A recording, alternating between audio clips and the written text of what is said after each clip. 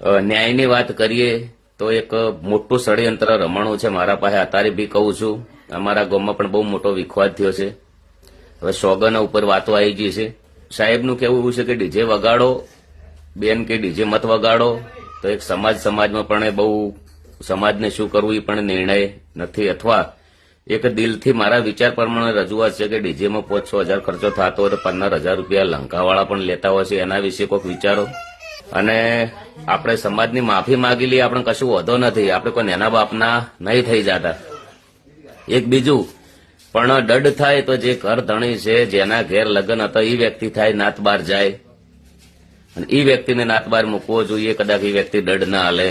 એટલે બંધારણ માટે કોઈ સારા નિર્ણય લો, બધા વિચારો, પછી તમારે કરવું ના વિચારવું એ બધી તમારી મરજીની વાતો છે. તમે તમારા મરજીના માલિકો છો. બધા પેલા થઈને જે કરવું એ કરો. પણ મેં મારા વિચાર